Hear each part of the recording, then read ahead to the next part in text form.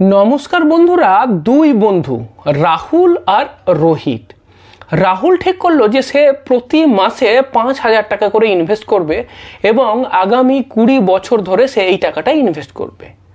এদিকে তার বন্ধু রোহিত কি ভাবলো, সে ভাবলো 5,000 টাকা প্রতি মাসে খুব অল্প হয়ে যাচ্ছে, তার থেকে একটা কাজ করি, ইনকামটা যখন একটু বেড়ে যাবে তখন না ইনভেস্ট করব, বছর 10 পরে স্টার্ট করব, কিন্তু আমি ইনভেস্টমেন্টটা বাড়িয়ে দেবো, 5,000-এর জায়গায় না হয় 10,000 করে প্রতি মাসে ইনভেস্ট করে দেবো আগামী 10 বছর, তাহলেই তো হলো নাকি। তো রাহুল আর রোহিত এইভাবেই তাদের ইনভেস্টমেন্ট প্ল্যানিংটা করলো। এইবার বলুন তো যে এই দুজনের মধ্যে কার টাকা বেশি হবে।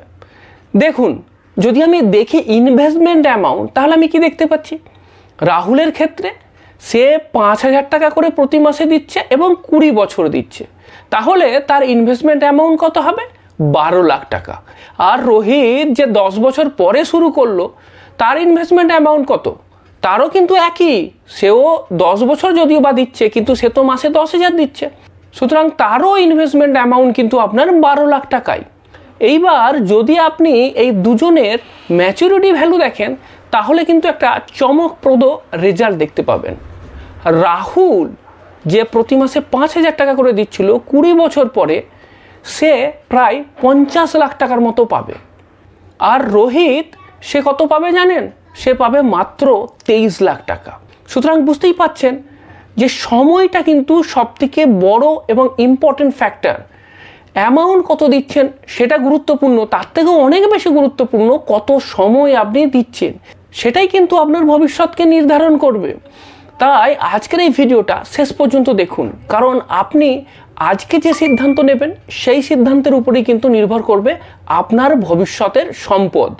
এইবার আসুন আপনাকে এই 23 লাখ আর 50 লাখের যে হিসেবটার কথা বলছিলাম সেটা কিভাবে আসছে আপনাকে দেখিয়ে দিই। মনে করুন দুজনেতেই মিউচুয়াল ফান্ডের এসআইপি করেছিলেন। প্রথমে আসি রোহিতের ব্যাপারেতে। রোহিত প্রতি মাসে 10,000 টাকা এসআইপি করছিল।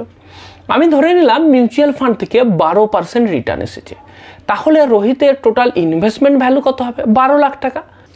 এইবার যদি আমি মিউচুয়াল ফান্ড থেকে 12% রিটার্ন ধরি, তাহলে রোহিতের যে ইনভেস্টমেন্ট, সেই ইনভেস্টমেন্ট থেকে রিটার্ন আসবে 11,23,391 টাকা। এটা হচ্ছে রিটার্ন, মানে গেন যেটা, এবং তার টোটাল ম্যাচুরিটি ভ্যালু যেটা হবে সেটা আসছে 23,23,391 টাকা। এইবার আসি রাহুলের কেসেতে।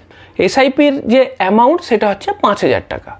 তার ক্ষেত্রে ইনভেস্টমেন্ট টেনিওরটা হচ্ছে 20 বছর, রিটার্ন আমি সেমি ধরেছি 12% সিএজিআর, তাহলে এর ক্ষেত্রেও ইনভেস্টমেন্ট অ্যামাউন্ট একই 12 লাখ টাকা, কিন্তু এইখান থেকে তার মিউচুয়াল ফান্ডের গেন হবে 37,95,740, এবং যদি টোটাল আপনি ম্যাচুরিটি ভ্যালু দেখেন তাহলে সেটা আসছে 49,95,740 টাকা।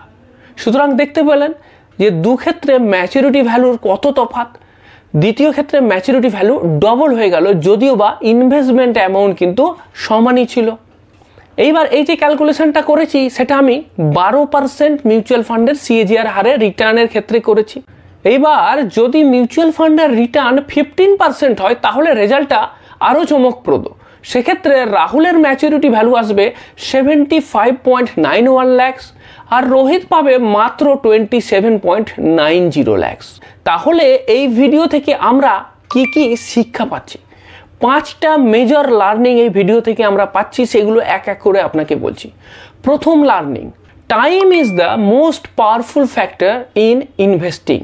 মানে যখন আমরা বিনিয়োগ করব, ইনভেস্ট করব, তখন সব থেকে পাওয়ারফুল যে ফ্যাক্টর সেটা হচ্ছে টাইম। আমরা অনেক সময় কত ইনভেস্ট করছি সেটা নিয়ে বেশি মাথা ঘামাই, কত পার্সেন্ট রিটার্ন পাচ্ছি সেইটা নিয়ে বেশি মাথা ঘামাই। আমি তো বলবো এইগুলো আমাদের অনেক কিছুই আমাদের হাতে নেই, সুতরাং যেটা আমাদের হাতে আছে সময়, সেইটাকে বেশি গুরুত্ব দিন। অনেক সময় এটাকে আমরা আন্ডার এস্টিমেট করি, সময়টা সব থেকে বেশি গুরুত্বপূর্ণ, সুতরাং সময়টাকে কাজে লাগানোটা প্রথম এবং প্রধান আমাদের কাজ হবে। 2 নম্বর, compounding works exponentially over long periods. যখন আপনি লম্বা সময়ের জন্য বিনিয়োগ করবেন, তখন কিন্তু এই কম্পাউন্ডিংয়ে কিন্তু আপনার এক্সপোনেনশিয়াল রেজাল্ট দেবে। আমরা আমাদের এই ক্যালকুলেশনেতে সেটা আপনাকে আমি শো করে দেখালাম। 3 নম্বর যেটা, সেটা হচ্ছে আপনার টোটাল ইনভেস্টমেন্ট সেম হতে পারে, কিন্তু সময়ের পরিবর্তন হলে কিন্তু আপনার ইনভেস্টমেন্টের রিটার্ন কিন্তু বিরাট চেঞ্জ হয়ে যাবে। এই ভিডিওর এক্সাম্পলেতেই দেখুন না, দুজনেই তো সমান টাকা দিয়েছিল, দুজনেই 12 লাখ টাকা দিয়েছিল, কিন্তু একজন পেল 50 লাখ আর একজন পেল মাত্র 23 লাখ। 4 নম্বর learning, discipline and consistency matter more than the amount. মানে বুঝতেই পাচ্ছেন যে আমি ডিসিপ্লিন ওয়েতে ইনভেস্ট করতে হবে এবং কনসিস্টেন্টলি ইনভেস্ট করতে হবে, সেটা বেশি ইম্পর্টেন্ট। অ্যামাউন্টটা তো ইম্পর্টেন্ট, কিন্তু তার থেকেও বেশি ইম্পর্টেন্ট হচ্ছে এটা। আর 5 নম্বর যে learning, delaying investment means losing valuable growth time. এই ভিডিওতেই দেখতে পেলেন যে আমি যখন ডিলে করে দিলাম, সেখানে কিন্তু আমি একটা বড় সুযোগকে হাতছাড়া করলাম, এবং সেই ভ্যালুয়েবল টাইমটা লস করার জন্য আমাদের যে টোটাল গ্রোথ ভ্যালু যেটা হলো ইনভেস্টমেন্টের, সেটা অনেকটাই কম হলো। এরপর আপনাকে যেটা বলবো সেটা সবথেকে গুরুত্বপূর্ণ, এই ভিডিওর প্রধান পার্ট। আর সেটা কি? সেটা হচ্ছে ইনভেস্টমেন্টের ব্যাপারেতে আমাদের কিছু এক্সকিউজ থাকে, সেই কমন এক্সকিউজ আর তার যে অ্যাকচুয়াল রিয়ালিটি, সেই সম্বন্ধে আপনাকে আমি বলছি। প্রথম excuse, I will start SIP when I will earn মোর। মানে আমি এসআইপি তখনই করব যখন আমি বেশি টাকা ইনকাম করব, কিন্তু রিয়ালিটিটা কি জানেন? যে আপনি ভ্যালুয়েবল টাইমটাকে লুজ করছেন। You will lose valuable time. 2 নম্বর এক্সকিউজ, মাত্র 5,000 টাকা, এটা তো খুব কম টাকা হয়ে গেল।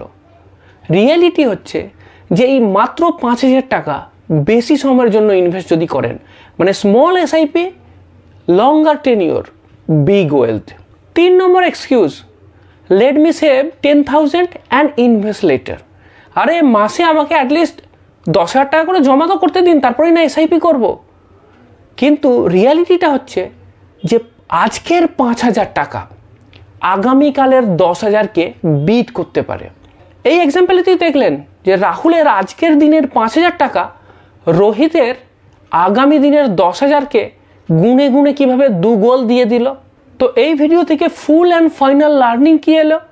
যে small amount now is far far more better than big amount letter.